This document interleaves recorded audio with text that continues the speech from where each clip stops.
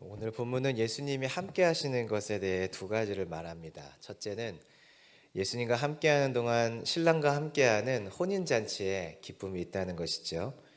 예수님과 함께하는 혼인잔치에는 영혼과 육신의 회복이 있습니다. 그래서 이 잔치는 기쁨이 되죠. 하나님께서는 저와 여러분을 이 잔치에 초대하셨습니다. 또 다른 사람들도 이 잔치에 초대받아서 함께 잔치의 기쁨을 누리기를 원하십니다. 우리가 이 잔치에 초대받았음을 믿고 주 안에서 오늘은 자유하고 또 그 큰 기쁨이 회복되는 날이 되기를 소망합니다. 하나님께서 이처럼 사람들을 잔치로 초대하려고 하실 때 사단이 하는 일도 있습니다. 그것은 둘째 주제인데요. 사단은 사람들이 잔치에 오지 못하도록 눈과 귀와 입을 어둡게 만든다는 것입니다. 못 듣게 만들고 못 보게 만들고 못 말하게 만드는 것이죠. 다시 말하면 다르게 듣고 다르게 보고 다르게 말하게 해서 자신이 하나님이 허락하신 잔치에 참여하지 못하고 다른 사람들도 참여하지 못하도록 만드는 것입니다. 그래서 사단이 이 하나님의 잔치가 벌어질 때마다 계속 영적인 공격들을 하죠. 그래서 예수님 만나는 과정에는 반드시 이런 영적인 싸움들이 있습니다. 영적 전쟁을 할 때 사단이 어떻게 공격하는지만 알면 우리가 조금 더 잘 대처해서 영적 전쟁에 승리하여 예수님이 허락하시는 그 잔치에 참여할 수 있습니다. 저와 여러분이 이 영적인 원리들을 알고 잘 싸워서 내가 그 잔치에 참여할 뿐 아니라 내 주위에 있는 많은 사람들도 그 잔치에 참여할 수 있는 길들을 열 수 있기를 소망합니다. 자, 1절 같이 보실까요? 예수님이 본 동네 곧 가버나움에 이르셨죠. 2절, 이때 사람들이 한 중풍병자를 데리고 옵니다. 복음서를 보면은 지붕을 뚫고 침상채로 이 중풍병 환자를 내렸던 것을 알 수가 있죠. 예수님이 그 모습을 보시면서 귀하게 보셨고 또 그들의 믿음을 확인했죠. 저 사람들이 지금 믿음으로 나를 찾아왔구나. 그리고는 중풍병자를 안심시킨 이후에 제사함을 받았으니 이제 평안하라 이렇게 말씀하십니다. 그들의 믿음에 대한 예수님의 반응은 제사함이었어요. 중풍병자는 지금 아파서 왔습니다. 제사함 받으러 온 것이 아니에요. 중풍병자는 아파서 왔어요. 중풍병자를 데리고 온 사람들도 이 사람 고쳐주려 온 거지 제사함 주려 온 것이 아닙니다. 그렇죠? 예수님이 지금 엉뚱한 얘기를 하시는 것이에요. 중풍병자는 아파서 왔는데 예수님은 제 용서를 선포하시죠. 앞뒤가 안 맞는 말을 지금 하시니까 3절 서기관들이 이 말을 듣자마자 화가 났어요. 속으로 말합니다. 저 예수가 하나님을 모욕하네. 어떻게 자기가 사람을 구원해. 사람을 구원하는 것은 하나님인데 뭐 자기가 하나님이라는 거야. 속으로 이제 이 이야기를 하는 것이죠. 악한 생각이었죠. 4절 예수님이 그 생각들을 아셨습니다. 그리고 책망하시죠. 너희가 어떻게 이렇게 악한 생각을 하냐. 악하다는 이 단어는 불행하다, 비난받을 만하다라는 뜻이 같이 있습니다. 그러니까 이런 말이죠. 예수님이 그들을 책망하시면서 너희들 왜 그렇게 불행한 선택을 하냐. 왜 그렇게 불행한 마음을 품냐. 결국 너희들이 나를 보지 못하고 믿지 않으면 너희들 영원히 죽는 건데 어찌 그렇게 악한 생각, 너를 죽이는 생각, 불행한 생각을 하느냐 하고 예수님이 책망을 하시죠. 이 악한 생각 때문에 예수님이 질문 한 가지를 하십니다. 자, 5절 보실까요? 제사함을 받으라고 하는 말, 일어나 걸어가라는 말 중 어느 것이 쉽겠느냐? 여러분 어느 것이 쉽죠? 전 다 어려운 것 같은데요. 사람 편에서는 둘 다 할 수 있는 일이 아니에요. 물론 눈에 보이고 안 보이고의 문제가 있고 당장 나타나느냐 나타나지 않느냐 그래서 회피할 수 있냐 이런 말을 했을 때 여러 가지 생각을 할 수 있지만 일단 사람의 입장에서는 둘 다 할 수 없는 말인 것이죠. 어떤 것이 맞을까 어떤 것이 더 쉬울까 서기관이 생각을 하고 있겠죠. 어떻게 대답을 해야 되나 지금 이 상황을 넘어가야 될 텐데 대답 못하고 있는 서기관들이 어쩔지 못하고 있을 때 예수님이 내가 왜 지금 이 이야기를 하는지 왜 제사함의 이야기를 하는지를 이제 설명을 하십니다. 자, 6절 말씀은 같이 읽어보겠습니다. 시작.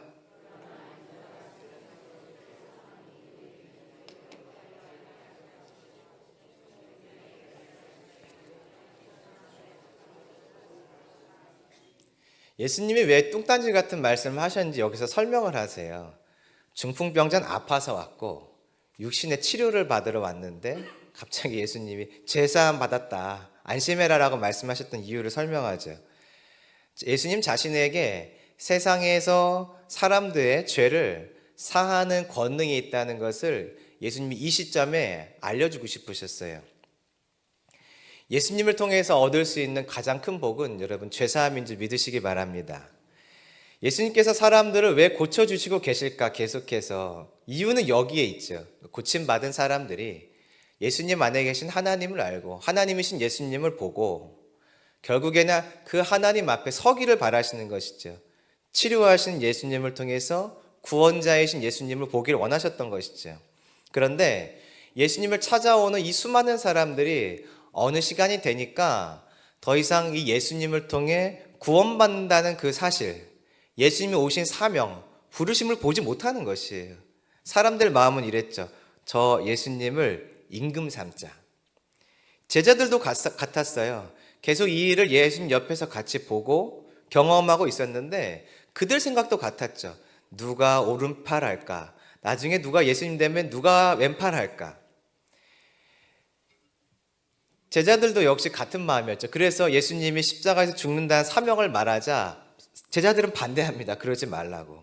왜냐하면 땅에서 예수님을 통해 얻는 영광들에 대한 기대는 다 하고 있었지만 예수님이 영혼 구원을 위해서 오셨다는 그 사실을 제자들도 잊어버렸고 찾아오는 사람들도 기억하지 못했어요.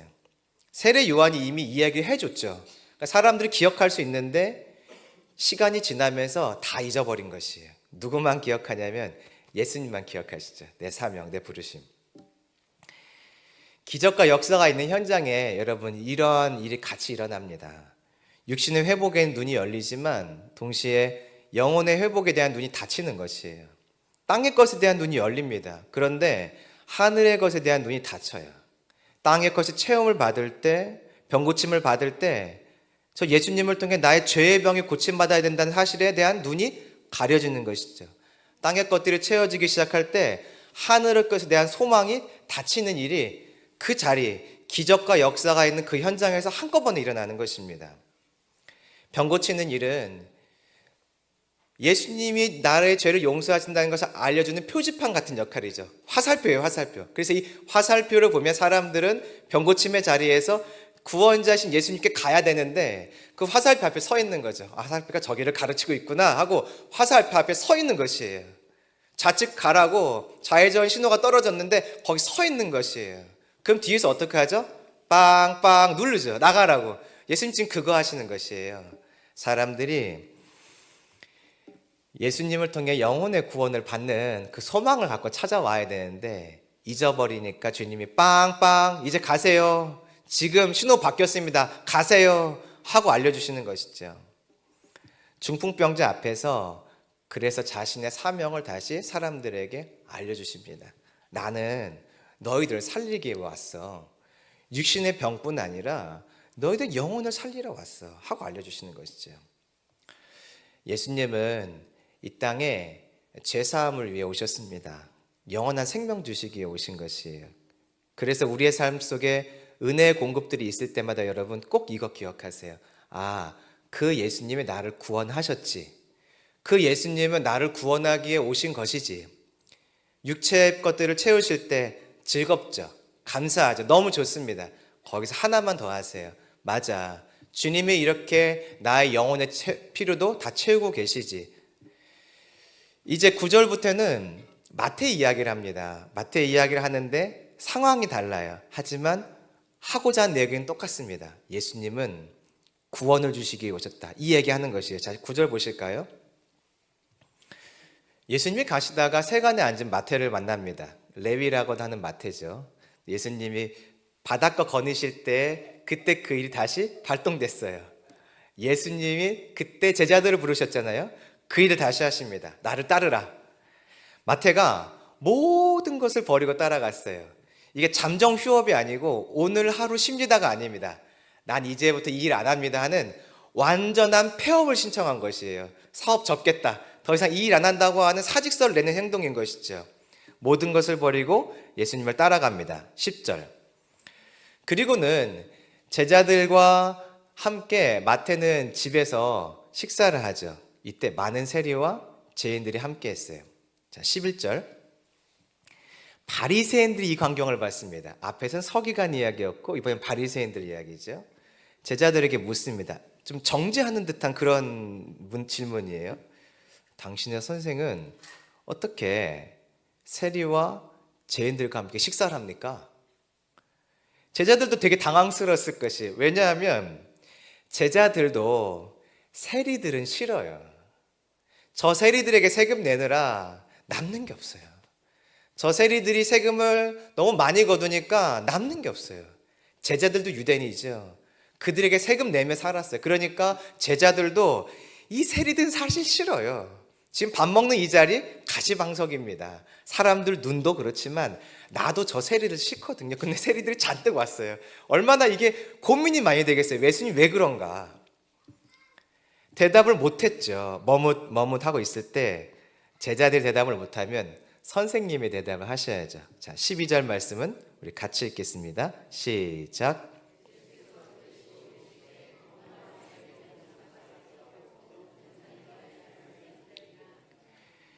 예수님이 말씀하십니다. 의사를 찾는 사람들은 아픈 사람들이야. 건강한 사람들은 의사를 찾지 않아.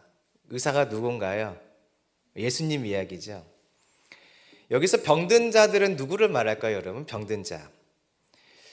원어를 보면은 아픔, 슬픔, 불행을 내가 스스로 능동적으로 소유한 사람을 말해요. 다시요.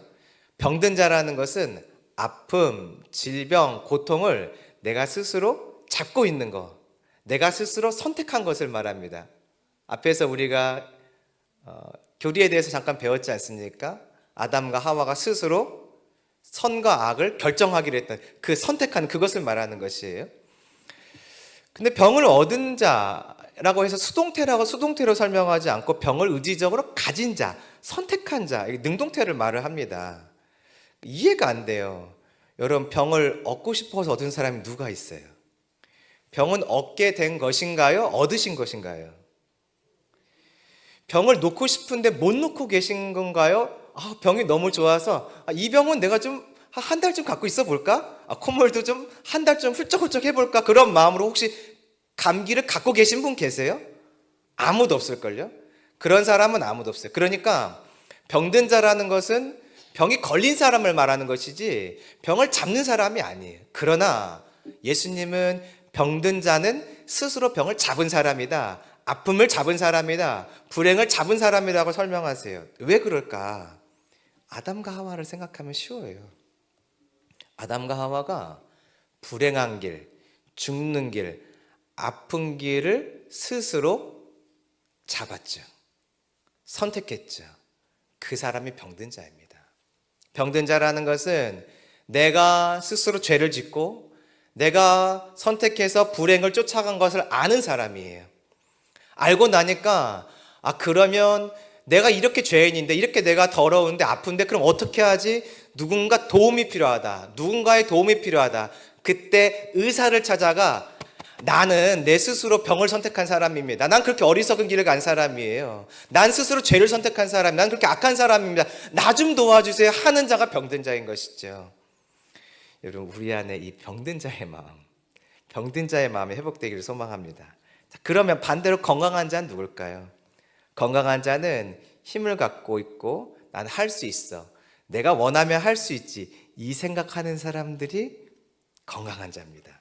다시 아담과 하와를 생각하면 됩니다. 아담과 하와가 이런 생각을 했죠. 나도 하나님처럼 될 수 있어.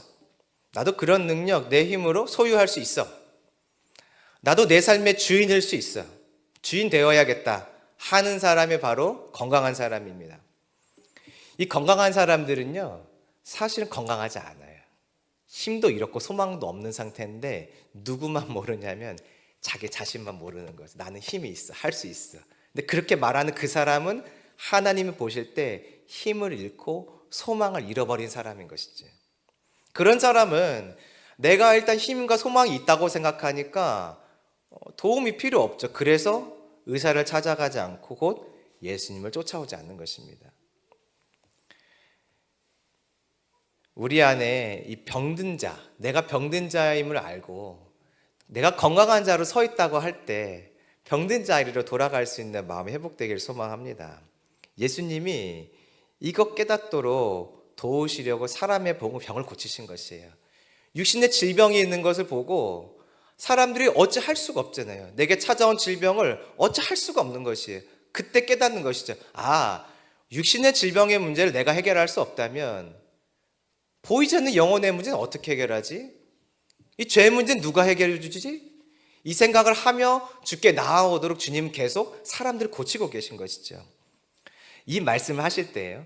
이 말씀, 나는 너희들의 죄를 용서하고 고치러 왔어. 이 말씀을 하실 때 14절 말씀 같이 읽어보겠습니다. 시작.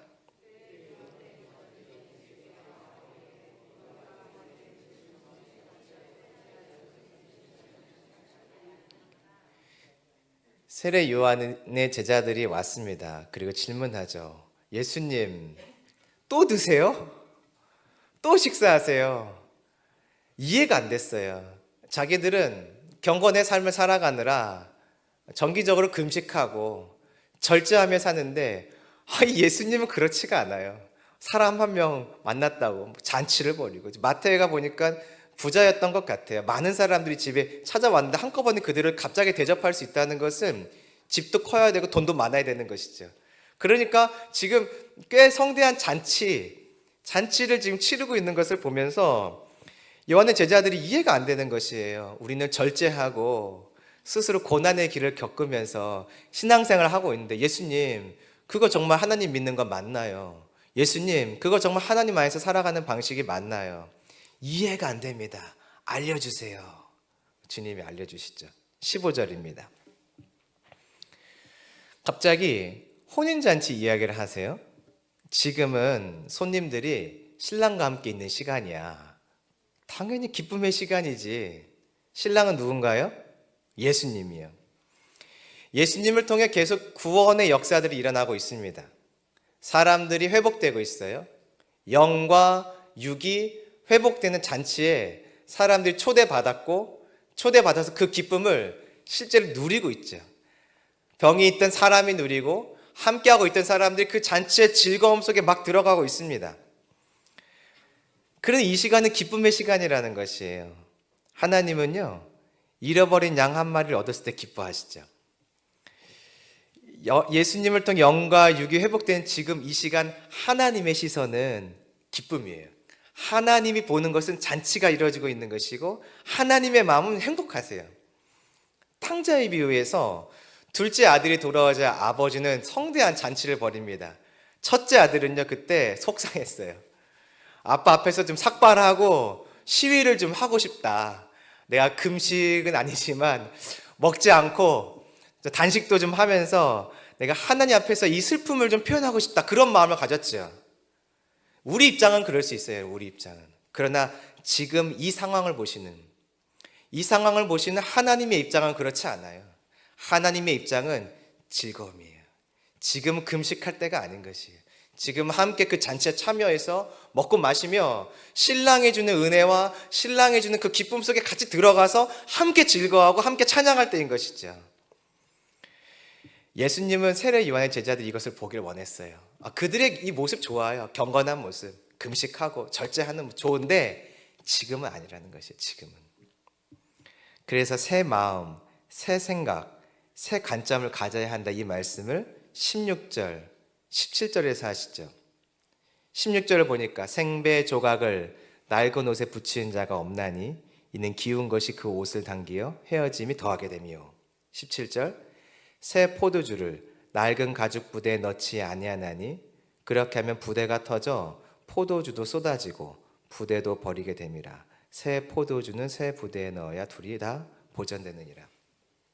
새 것과 옛 것이 함께 있을 수 없으니까 새 것은 새 부대에 담아야 된다, 이 말씀하시죠. 지금은 하나님의 눈으로 다시 볼 때예요. 우리 안에 있는 경건의 모습들, 절제의 모습들 좋아요, 여러분. 그러나 하나님이 지금 이 상황에서는 하나님의 관점, 잃은 양을 찾는 탕자의 그 아버지의 관점으로 이 상황을 다시 보길 원하시는 것이에요. 사람들이 깨우치고 하나님이 허락하신 이 기쁨의 자리에 들어오길 원하시는 것이에요. 저와 여러분에게도 주님이 이런 기쁨을 요청하실 때가 있어요. 지금은 분명히 슬픔의 때고 지금은 분명히 금식할 때인 것 같은데 하나님이 즐거워하라고 말씀하실 때 있어요. 그때 우리가 하나님, 그럴 때가 아닌데요. 지금은 그런 시기가 아닌데요. 하나님의 시선을 다시 볼 수 있는 은혜가 있기를 소망합니다. 바울이 풍랑 가운데 아무리 봐도 죽을 수밖에 없는 상황인데 그는 평안하며 사람들에게 밥 먹읍시다. 자, 앉으세요. 배가 꿀렁꿀렁 흔들리는데 자, 밥 먹읍시다. 앉으세요. 밥 좀 차려오세요. 있는 것 좀 다 먹고 우리 힘냅시다. 말이 안 되는 것이죠. 하나님 말씀하세요. 지금 밥 먹어라. 아무리 봐도 말이 안 되지만 하나님의 시선으로 보면 이제 곧 구원이 있으니, 배에서 탈출할 수 있는 회복의 때가 있으니 지금 밥 먹고 힘내라는 것이죠. 주님의 관점으로 보면 기뻐할 수 없는 상황에서 기쁨이 시작돼요.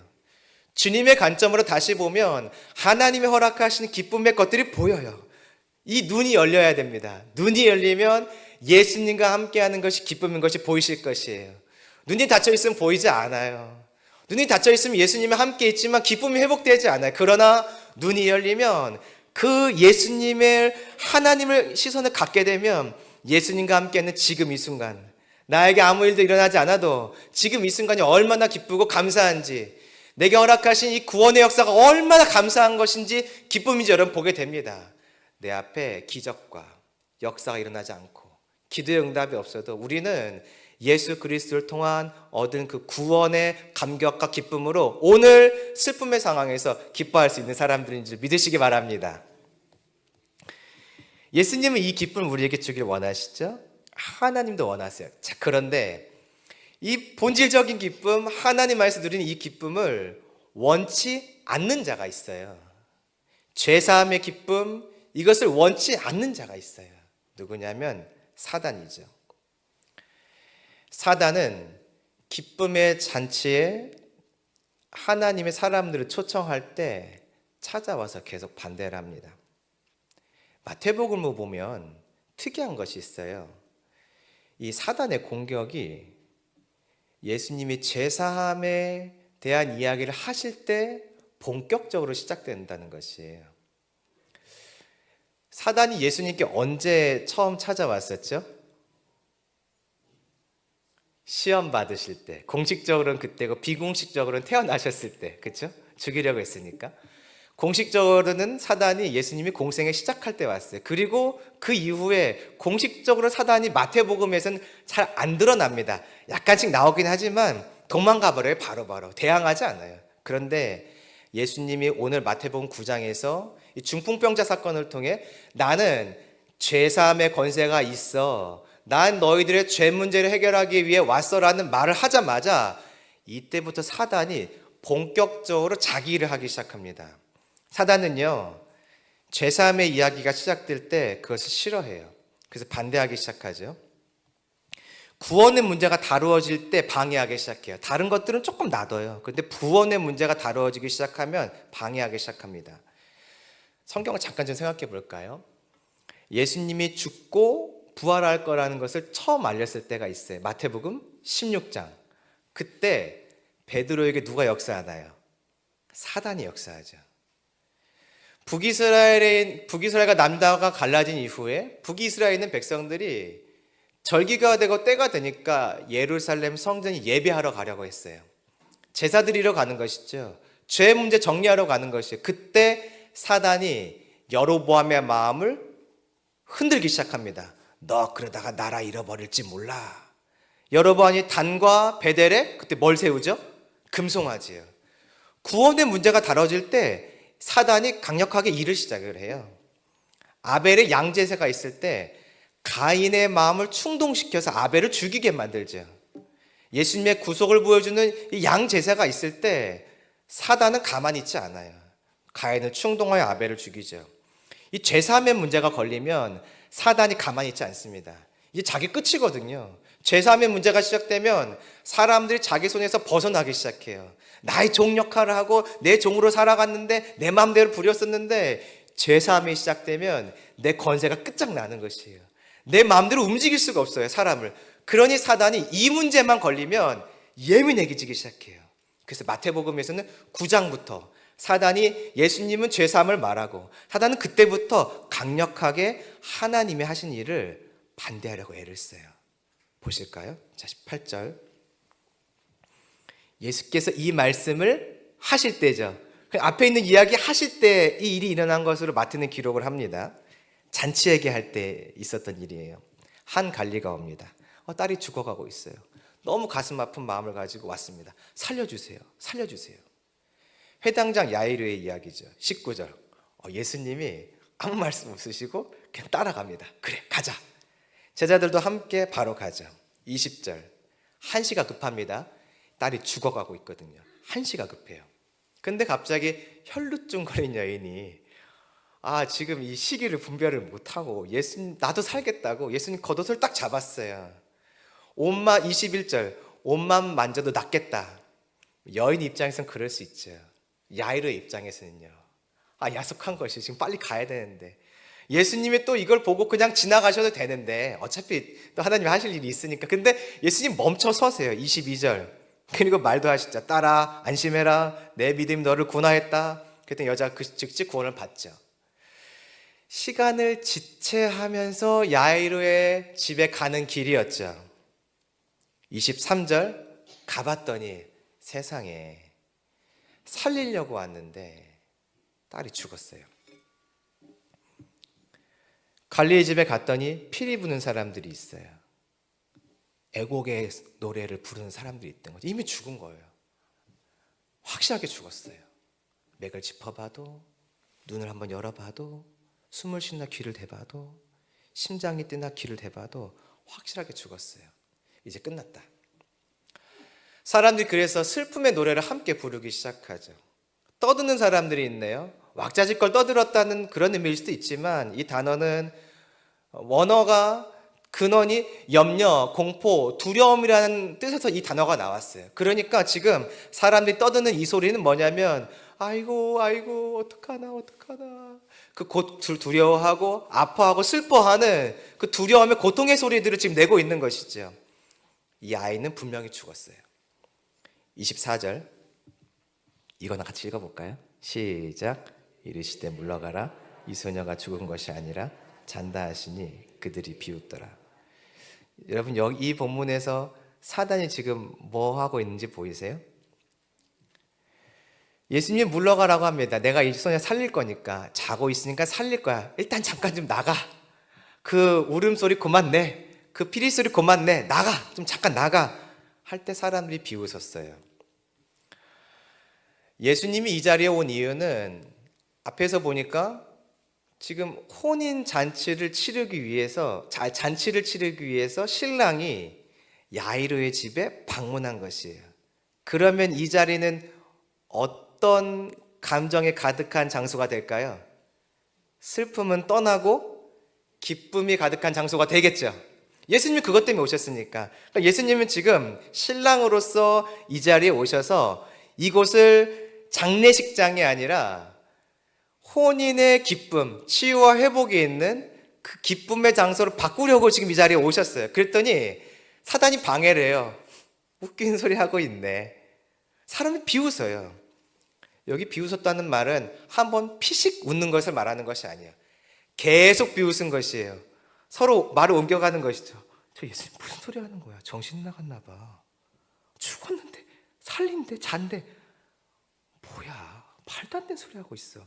사람들이 서로 말을 전달하면서 계속 비웃음이 가득 차는 것이에요. 예수님 말합니다. 잠깐 좀 비켜주세요. 사람들이 묻습니다. 왜 비켜 우리가? 같이 울어줘야지. 지금 울을 때인데. 지금은 같이 애통해하고 울을 때인데 왜 우리가 이 자리를 떠나? 여러분 장례식장에 누가 와가지고 상주들 다 거기 그 앞에서 이렇게 영정 앞에서 슬퍼하고 있는데 누가 와가지고 여러분에게 잠깐만 좀 나가시라고, 다 나가시라고, 제가 할 일이 있다고. 그럼 여러분 나가시겠어요? 안 나가시겠어요? 상식적으로 말이 안 되는 이야기를 하고 계시죠. 예수님이. 사람들이 또 비웃는 것이에요. 정신 나갔나 봐. 왜 저래? 지금이 그럴 때야. 장례식장인데 예수 저 왜 저래? 비웃고 있고 조롱하고 있는 상황인 것이죠. 반복적으로요. 25절 결국 무리가 어떻게 되냐면 내보낸 후에라고 되어 있어요. 이 본문은요, 사실 내보낸 후에가 아니에요. 내쫓겨진 후에입니다. 무리가 내쫓겨진 후에. 원어를 보면 무리가 쫓겨났어요. 자, 쫓겨나는 장면을 생각해 보세요. 나가라고 하는데 잘 나갔으면 쫓겨났다고 하나요, 안 하나요? 안 하는 것이에요. 예수님이 잠깐 나가세요. 싫습니다. 나가세요. 안 됩니다. 우린 여기서 지금 같이 슬퍼하고 애통해야 될 책임이 있습니다. 예수님이 좀 나가시라고요. 제자들과 함께 좀 나가시라고요. 떠밀려 나간 상황인 것이에요. 성경에는 무리를 내보냈다고 되어 있지만 원어에는 무리가 쫓겨났다고 되어 있어요. 자, 예수님이 지금 왜 무리를 쫓아내냐면 이제 이 아이와 함께 할 일이 있어요. 이 아이를 살려내어서 다시 이 자리를 슬픔의 장례식장을 기쁨의 생명이 살아나는 구원의 역사의 현장으로 바꾸셔야 되죠. 그래서 나가라고 하는데 안 나가요. 그럼 이거 잘하는 것인가요? 못하는 것인가요? 못하는 것이죠. 누가 이 일을 계속 하고 있겠어요? 예수님이 하려는 일을 막는 일을 누가 하고 있겠어요? 사단이 하고 있겠죠. 계속해서 이 반대가 있습니다. 생명을 살린다는 말을 하고 구원의 역사를 일으킨다는 말을 하자, 죄사함의 일을 하겠다고 말씀을 하시자 그때부터 사단이 가만히 있질 않아요. 뭔가 간접적으로 직접적으로 방해하기 시작하죠. 그러나 예수님 거기에 굴복하지 않으세요. 절대 굴복하지 않습니다. 결국 다 쫓아냅니다. 그리고 그곳에서 예수님이 하실 일을 하자 슬픔이 한순간에 끝나버렸어요. 기쁨과 노래와 찬양이 그 자리에 가득하겠죠. 사람들의 환호를 한번 생각해 보세요. 와, 살아났어, 살아났어! 예수님과 함께 이 집에 같이 찾아왔던 사람들, 아이가 죽었다는 소식을 듣고 낙심했을 것 같은 그 사람들이 얼마나 행복했을까요? 애곡의 피리를 불며 아이고 아이고 하면서 함께 슬퍼하던 자들이 얼마나 기쁨의 자리로 들어갔을까요? 26절, 소문이 세상에 가득 퍼지죠. 이 야이르의 딸 이야기를 봤더니 하나님께서 사람들을 신랑과 함께하는 그 혼인잔치의 기쁨으로 초대하려고 하니까 사단이 무언가 방해를 시작해요. 자, 이제 본격적인 방해가 27절부터 계속 나옵니다. 사단은 어떻게 일을 하냐면 구체적으로 사람의 눈을 어둡게 만들고 귀를 어둡게 만들고 입술을 어둡게 만듭니다. 바르게 보지 못하게 만들고 바르게 듣지 못하게 만들고 바르게 말하지 못하게 만들어요. 그래서 이 잔치에 들어가지 못하도록 합니다. 보시죠. 자, 27절이에요. 예수께서 거기에서 떠나가실새 두 맹인이 따라오며 소리질러 이르되 다윗의 자손이여 우리를 불쌍히 여기소서. 예수님이 떠나가실 때 또 연결된 내용이라고 이렇게 성경에 기록을 하고 있죠. 두 맹인이 불쌍히 여겨달라며 예수님을 찾아옵니다. 돈 달라는 이야기는 아니에요. 이유는 28절. 이 예수님만 있으면 내 눈을 뜰 수 있다. 믿음이 있었습니다. 29절. 예수님이 아주 속전속결이에요.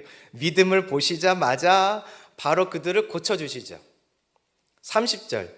눈이 밝아졌어요. 눈이 밝아졌어요. 눈이 밝아졌다는 것은 맹인이 눈을 떴다가 아닙니다. 맹인이 눈의 시력을 회복했다가 아닙니다. 눈 자체가 떠졌다는 뜻이에요. 아마 감겨 있었던 것 같아요. 예수님이 믿음대로 되라 하신 눈이 가만히 있다가 이제 내가 순종해야 될 때가 됐구나. 더 이상 닫혀 있을 수 없구나. 눈이 떠진 거죠. 눈이 뜬 것이에요. 사람이 뜬 게 아니라 눈이 뜬 것이라고요.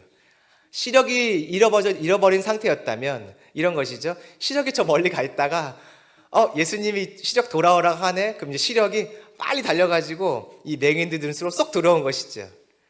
눈이, 시력이, 신경들이 예수님의 말에 적극적으로 순종해서 이 맹인들의 눈을 뜨게 합니다.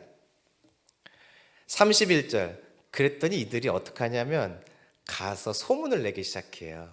사실은요 30절 보니까 아무에게도 알리지 말라고 예수님 당부하셨거든요. 근데 참을 수가 없는 거예요. 이 기쁨을 참을 수가 없는 거죠. 예수님으로 인한 그 신랑과 함께하는 기쁨, 잔치 기쁨이 내 안에서 멈춰지지 않는 것이죠. 그러니 달려가서 사람들에게 소문을 내는 것입니다. 소문이 내면 어떤 일이 일어나나요? 많은 사람들이 듣고 예수님을 찾아오게 되겠죠. 더 많은 사람들이 잔치에 참여하게 되겠죠. 이 맹인들은요, 회복됐으니까 이제 먹고 땡인가요? 아니죠. 예수님 쫓아다녔을 것이에요. 계속해서 그 잔치의 기쁨을 누리고 다른 사람들에게 겉면에서 잔치에 들어오도록 하며 나도 누리고 다른 사람도 누리는 그 자리에 섰겠죠. 예수님이 눈을 열으셨어요. 그 다음에 하신 일은 귀와 입을 여시는 일이에요. 자, 32절입니다. 또 말하죠. 그들이 나갈 때, 맹인들이 이제 회복되어 나갈 때 귀신 들려 말 못하는 사람을 누군가 데려왔죠. 귀신 때문에 말 못하는 사람이 왔어요. 33절. 귀신이 쫓겨나고 말 못하는 사람이 말하거늘 무리가 놀랍게 여겨 이르되 이스라엘 가운데서 이런 일을 본 적이 없다. 예수님을 만나니까 귀신이 도망가 버렸어요. 말 못하는 사람이 말을 하죠. 말 못하는 사람이 말을 못한 여러 가지가 이유가 있는데 그 중에 한 가지는 귀가 들리지 않으면 말을 할 수가 없어요. 그렇죠? 귀가 안 들리면 소리를 못 듣기 때문에 말을 못하고 말을 어눌하게 하고 말을 알아듣지 못하니까 대답할 수가 없겠죠. 이 말 못한다는 말은 귀가 잘 들리지 않는다라는 것도 같이 있는 단어예요. 그러니까 이 사람은 귀도 안 들렸고 말도 잘 못했던 것 같아요. 누가 이 일을 했냐면 귀신이 이걸 막고 있었던 것이죠. 귀신이 귀도 막고 입도 막았어요. 어쩌면 귀만 막아 놓으니까 들리지 않아서 말을 못했을 수도 있어요. 근데 예수님은 이 사람의 귀와 입을 다 여셨어요. 회복을 입은 이 사람 어떻게 할까요? 나가서 동네 방네 소문내겠죠. 가족들은요, 가만히 있나요? 감사하다, 행복하다 하고 가만히 있나요? 아니요. 주위에 나랑 똑같은 고난 겪는 사람들 찾아가겠죠. 예수님 가서 만나봐라. 예수님만 만나면 된다. 예수님 만나면 된다 하고 계속 알려주겠죠. 눈과 귀와 입이 열리는 이 사건이 있자 사람들이 소문을 듣고 더 많이 주님을 찾아올 수 있는 길이 열렸어요. 이때 사단이 드디어 일을 하기 시작해요. 앞에서는 사단이 별로 일을 안 합니다. 좀 방관하고 있는 것 같아요. 사람을 아무리 고쳐줘도 사단이 가만히 있어요. 그런데 9장에서 제3의 이야기를 예수님 하시자 저거는 사람들이 들으면 안 되는데 사람들이 저만 믿고 따라가면 낙강인데 사단이 이제 발동이 되기 시작했어요. 34절 같이 읽어보시죠. 시작.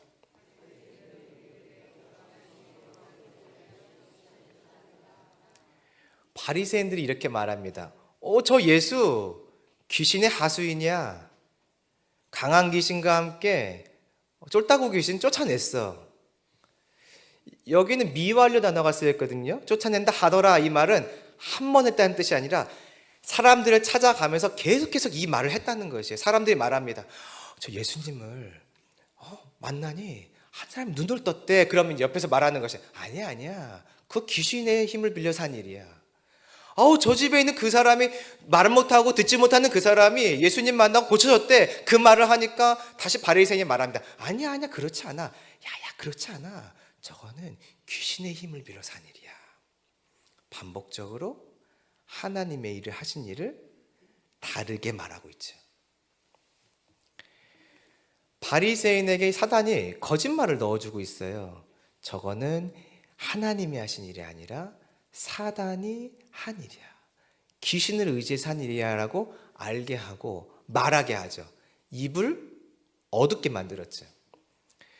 이 바리새인의 눈에는 이 일이 하나님의 역사로 보이지 않았어요. 왜 그렇죠? 눈을 어둡게 해서 그래요. 똑같은 일을 볼 때 이 자리에 있었던 사람들은 와 하나님의 역사다, 하나님의 일하십니다라고 보는데 똑같은 자리에서 똑같은 상황을 보는데 바리새인은 다르게 봐요. 귀신의 왕을 의지해서 저 일을 하는구나. 눈이 어떻게 됐나요? 어두워졌어요. 무언가를 말한다는 것은 듣고 말하는 것이죠. 귀가 어두워졌어요. 사단의 거짓 속임수에 속아서 잘못 듣고 잘못 보니 어떤 말을 하죠? 잘못된 말을 하는 것이죠. 바리새인이 이 말을 하면 사람들이 가만히 있을까요? 듣다가 그래도 우리의 영적인 지도자인데 저 사람이 말하면 그렇겠지. 그럴 수 있겠다. 바리새인 저 사람이 말했으니까, 김 씨가 말했으니까, 저 사람은 경건하고 하나님을 잘 아는 사람인데 저 사람이 말했으면, 저 예수 가짜일 수 있겠다. 저 예수의 능력, 귀신의 능력일 수 있겠다. 사람들이 바리새인의 말을 듣고 잔치에 참여할 기회가 있을 때 참여하지 못하게 되겠죠. 병고침이 필요한 사람이 있습니다. 회복이 되어야 돼요. 살아야 돼요. 반드시. 그러나 이 사람의 말을 들으면 설득되기 시작하는 것이에요. 갈 수 없게 되는 것이죠. 사단이 우리가 하나님이 허락하신 이 기쁨의 잔치, 예수님, 신랑 되신 남편과 함께하는 이 기쁨의 잔치에 참여하지 못하도록 막는 방법이 있어요. 보는 것, 듣는 것, 말하는 것을 어둡게 만드는 것이에요. 세상은요, 쉼없이 이 잔치에 참여하지 못하도록 내 시선을 빼앗아 갑니다. 내 귀에 소리들을 들려줍니다. 나도 또 엉뚱한 말을 하게 해서 내 말을 다시 내가 들으며 내가 하나님이 허락하신 이 잔치에 참여할 기회들을 놓치게 만들죠. 영상, 음성, 이 모든 것들을 통해서 끊임없이 우리의 하나님이 허락하신 잔치에 들어가는 길들을 막아요. 마침내 나도 엉뚱한 말을 하게 해서 나 때문에 다른 사람도 그 잔치에 못 가게 만드는 것이에요. 그래서 여러분, 우리가 할 일이 있어요. 예수님이 허락하신 그 잔치, 예수님과 함께하고 있는 그 기쁨이 내 안에 사라지고 있거나 내가 그것을 누군가에게 가르쳐주고 싶은데 그가 그것을 받지 못할 때 우리가 해야 될 것이 있어요. 나의 귀와 눈과 입술을 주의하는 것이에요. 보는 것, 듣는 것, 말하는 것을 주의하는 것이에요. 내가 이것을 지키지 못할 때 내가 잔치에 참여하지 못합니다. 다른 사람도 참여하지 못하게 내가 막는 사람이 돼요. 한 주간 무엇을 여러분 많이 보셨습니까? 유튜브? 숏? 인스타그램? 무엇에 여러분의 시선을 많이 쏟으셨어요? 여러분의 귀는 어느 소리를 듣는 것에 집중되어 있었습니까? 아침 드라마? 미드? 넷플릭스? 한 주간 한번 생각해 보세요. 내 귀에 들려온 소리들은 잔치의 기쁨을 알리는 소리들인가? 세상의 것들을 즐거워하고 세상의 것들을 바라보라 하는, 여기 즐거운 거 있어, 재밌는 거 있어, 찾아와 봐, 조금만 더 시간을 써봐, 마음을 써봐, 조금만 더 돈을 써봐 하는 자리에 있었습니까? 내 귀와 눈이 하나님이 허락하신 잔치에서 멀어지기 시작하면, 그 잔치와 관련된 소문으로부터 멀어지기 시작하면, 즉 주의하지 못하고 세상의 것들을 듣기 시작하면 내가 잔치에 들어갈 기회를 상실하게 돼요. 잔치의 기쁨이 기쁨으로 보이지 않아요. 잔치의 기쁨을 이렇게 말합니다. 저거 잘못된 거야. 욥이 고난의 깊은 수렁에 빠져 있었습니다. 그때 오늘 우리가 함께 아침에 새벽에 보았던 본문인데요, 욥이 하나님의 전능하심을 이야기해요. 하나님의 높으심과 그의 주권을 이야기합니다. 그런데 찬양하는 내용이 아니었어요. 이런 내용이었어요. 하나님은 자기 마음대로 해. 아무튼 우리 하나님은 자기 마음대로 해. 저 권세, 능력 갖고 우리를 괴롭히기만 하지. 하나님 혼자 공의롭지 내 아픔 돌아보지도 않아. 욥이 하나님을 바라본 시선이 바뀌었어요. 고난과 고통의 자리에서 그 신음의 현장에서 회복이 안 되다 보니까 그도 다른 소리를 듣고 하나님을 다르게 보며 결국 그의 입술로 다른 말들을 하게 되는 것이에요. 하나님이 지금 욥을 보고 계시거든요. 욥과 함께하고 계세요. 함께하고 계시니까 그 자리는 잔치예요. 욥은 잔치를 누리지 못하죠. 오늘 우리의 인생이 그래요. 오늘 우리의 인생이 그래요.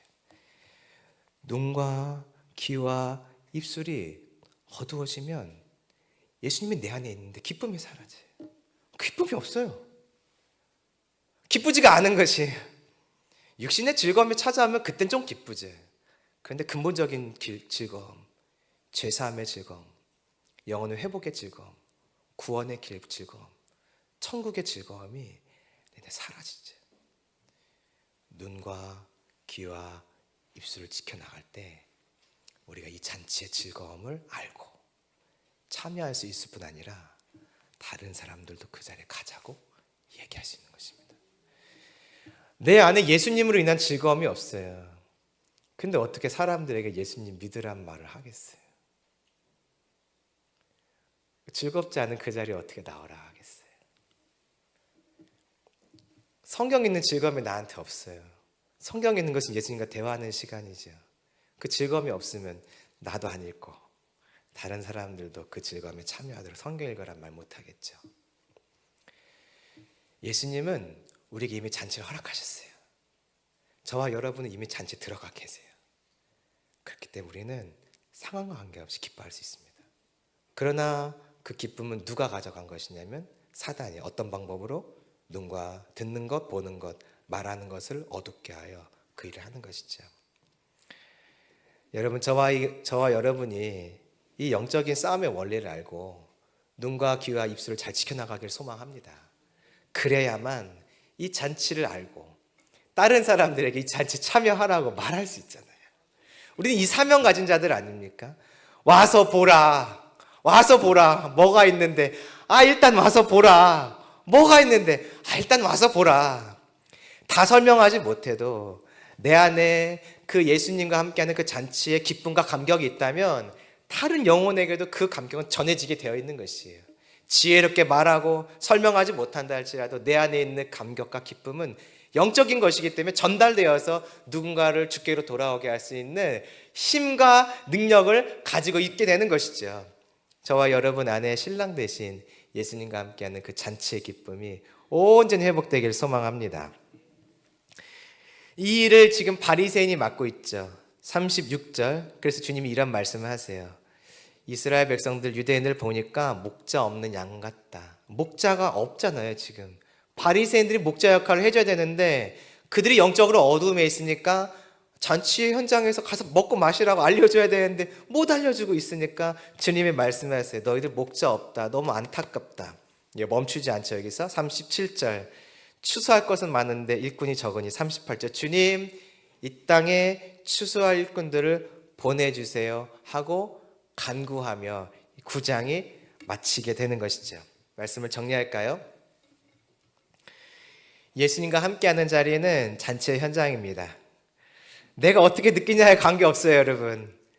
금식과 애통함과 슬픔이 있는 자리가 예수님과 함께한 자리가 아니에요. 물론 삶의 어려움으로 그것이 찾아올 수는 있어요. 찾아올 수는 있지만 근본적으로는 그렇지는 않아요.